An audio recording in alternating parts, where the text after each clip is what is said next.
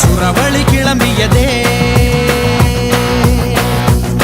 சிவதாண்டவம் தொடங்கியதே. சும்மா கிடந்த சங்கை பூத்து விட்டாய், சிவனேன்னு கிடந்தவனை சீண்டி விட்டாய். சும்மா கிடந்த சங்கை பூத்து விட்டாய், சிவனேன்னு கிடந்தவனை சீண்டி விட்டாய். ஹாய், ஹலோ, வணக்கம் and welcome to my YouTube channel Priya tax.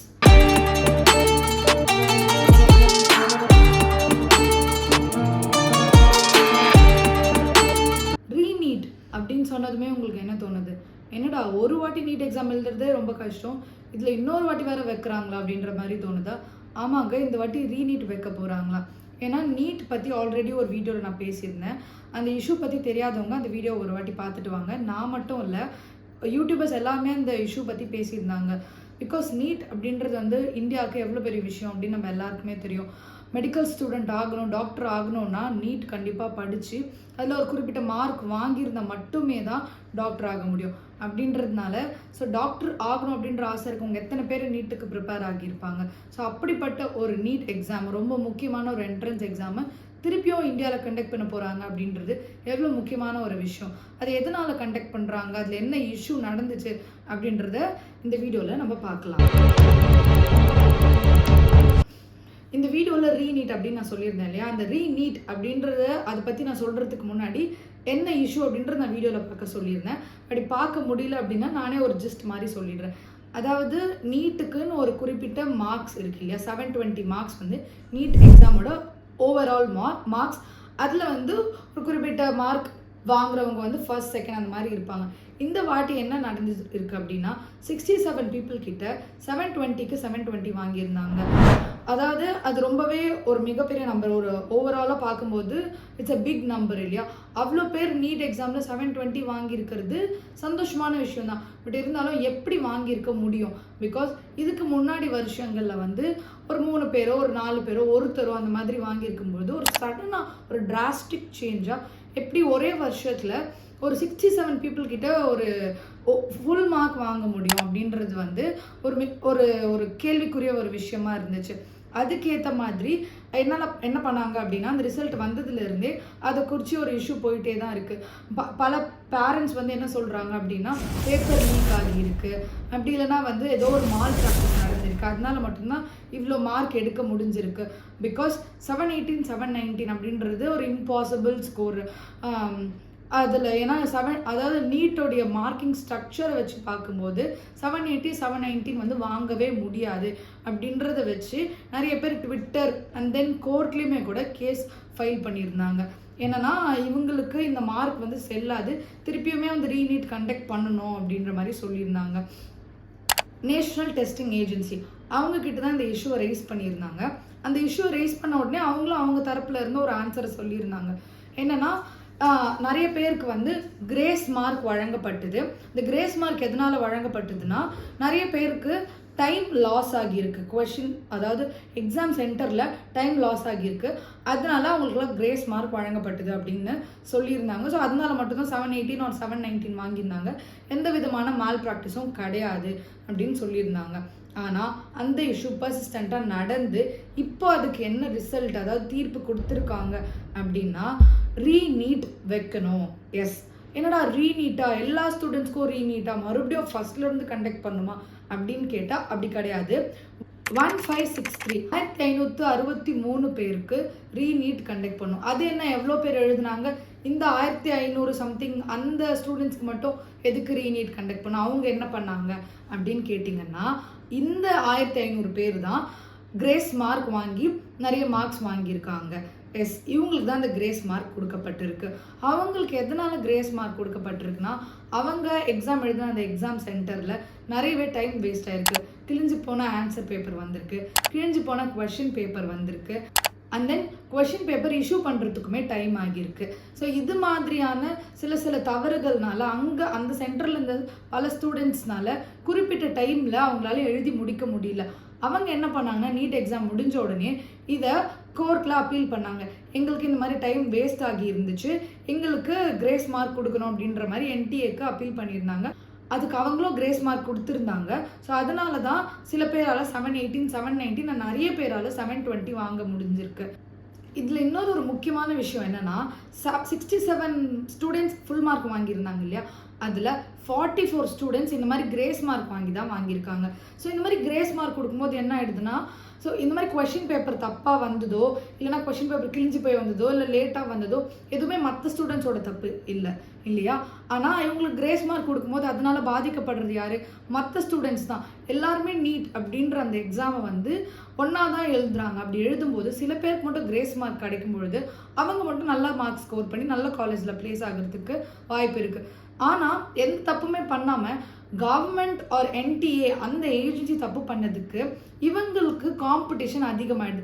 இப்போ ஒரு 2 பேர் நல்லா ஒரே மாதிரி படித்து நல்லா எழுதியிருக்காங்கன்னு வச்சுக்கோங்களேன். அப்படி எழுதியிருக்க பட்சத்தில் ஒருத்தனுக்கு மட்டும் கிரேஸ் மார்க் வந்து நல்ல மார்க் வாங்கிடும் போது இன்னொருத்தனுக்கு அந்த மார்க் வரல. ஏன்னா அவனோட டெஸ்டிங், அதாவது அவன் எக்ஸாம் எழுதின அந்த சென்டரில் எந்த விதமான தப்புமே நடக்கல. ஆனால் அதை மட்டுமே காரணமாக வச்சு அவனை விட ஒரு 10 பேர் முன்னாடி போகிறதுக்கு இந்த கிரேஸ் மார்க் வந்து ஒரு ரீசனாக இருக்குது. ஸோ இந்த மாதிரி இருக்கும் பொழுது நல்லா எழுதின பசங்களுக்கு நிறைய காம்படிஷன் ஜாஸ்தி ஆகுது. அது மட்டும் இல்லாமல் இது வந்து ஒரு ஈக்குவல் டெஸ்ட் ப்ராக்டிஸ் கிடையாது இல்லையா. எல்லாருமே ஒரே மாதிரி எழுது, எல்லாருக்குமே ஒரே டைம் கொடுத்து யாருக்குமே கிரேஸ் மார்க் கொடுக்காம அதில் யார் பாஸ் மார்க் வாங்குறாங்க, யார் நிறைய மார்க் வாங்கியிருக்காங்க, அதில் யார் ஃபஸ்ட்டு வராங்கன்றதை வச்சு தான் கவுன்சிலிங் நடத்தணும் இல்லையா. ஸோ இவங்க பண்ண ஒரு சில மிஸ்டேக்ஸ்னால எல்லா ஸ்டூடெண்ட்ஸும் பாதிக்கப்படக்கூடாது. கிரேஸ் மார்க் அப்படின்னு சொல்லும்போது ஒரு 2 மார்க் அவங்க கொடுக்கல, 72 to 80 மார்க்ஸ் கிட்ட கிரேஸ் மார்க்கில் கொடுத்துருக்கலாம் அப்படின்னு சொல்கிறாங்க. So it's a big number இல்லையா.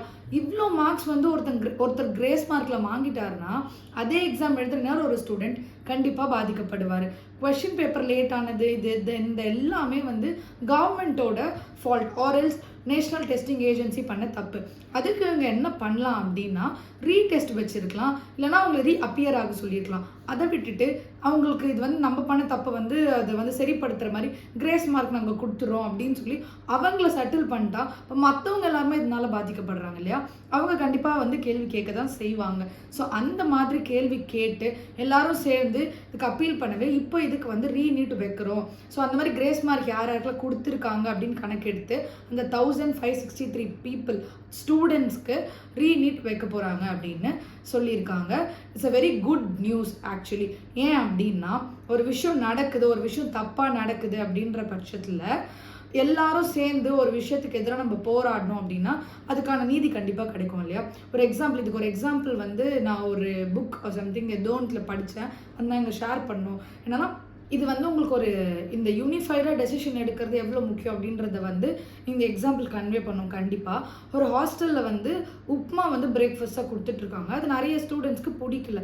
அங்கே இருக்கவங்க எல்லாமே என்ன சொல்கிறாங்கன்னா உப்மாவே கொடுத்துட்ருக்கீங்க, வேறு ஃபுட் நீங்கள் கண்டிப்பாக கொடுக்கணும், எங்களுக்கு ஆப்ஷன்ஸே இல்லை அப்படின்னு கிளைம் பண்ணுறாங்க. அதுக்கு உடனே அந்த ஹாஸ்டல் மேனேஜ்மெண்ட் என்ன சொல்லுது அப்படின்னா சரி ஓகே நாங்கள் 2-3 ஆப்ஷன்ஸ் போலிங் மாதிரி வச்சுப்போம், நாங்கள் 2-3 ஆப்ஷன்ஸ் கொடுக்குறோம், அதிலிருந்து நீங்கள் எல்லாமே செலக்ட் பண்ணுங்கள், அதில் எது ஹையஸ்ட் vote வாங்குதோ அதுக்கு வந்து அந்த இது வந்து நம்ம ஷிஃப்ட் பண்ணிக்கலாம் அப்படின்ற மாதிரி சொல்லியிருக்காங்க. ஓகேவா. ஸோ இப்போ என்ன நடந்திருக்கு அப்படின்னா போலிங் வச்சுருக்காங்க. ஸோ அதில் வந்து 40 பீப்புள் வந்து உப்மா செலக்ட் பண்ணியிருக்காங்க. அவங்களுக்கு ஓகே எனக்கு உப்மாவே ஓகே தான் கம்ஃபர்டபுளாக இருக்குன்ற மாதிரி சொல்லிட்டாங்க. மிச்சம் இருக்க 60 வந்து என்ன செலக்ட் பண்ணியிருக்காங்க அப்படின்றத எங்க கேள்வி. 60 obviously a greater number than 40. But ஆனால் அவங்க வந்து யூனிஃபைடாக டெசிஷன் எடுக்கலை.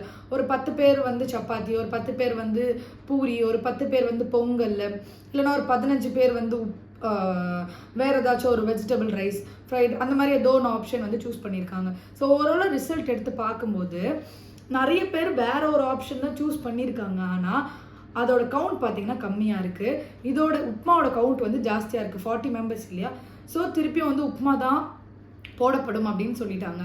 ஆனால் இதுவே அந்த 60 பீப்புள் வந்து அவங்களுக்கு என்ன வேணும் அப்படின்றத கலந்து பேசி ஒரு ஓகே இந்த வாரம் வந்து நம்ம இது வச்சுக்கலாம், அடுத்த வாரம் வந்து அது வச்சுக்கலாம், அந்த மாதிரி எதுனா அவங்க பேசி ஒரு டெசிஷன் ஒரு கன்க்ளூஷனுக்கு வந்து அதுக்கப்புறமா அந்த ஓட்டிங் அவங்க பண்ணியிருந்தாங்கன்னா கண்டிப்பாக உப்மாலேருந்து வேற ஒரு டிஃபனுக்கு சேஞ்ச் ஆகிருக்கும். இது உப்மாவுக்கு மட்டும் இல்லை, பல டெசிஷன் மேக்கிங்க்கு இது ரொம்ப முக்கியமான ஒரு விஷயம்.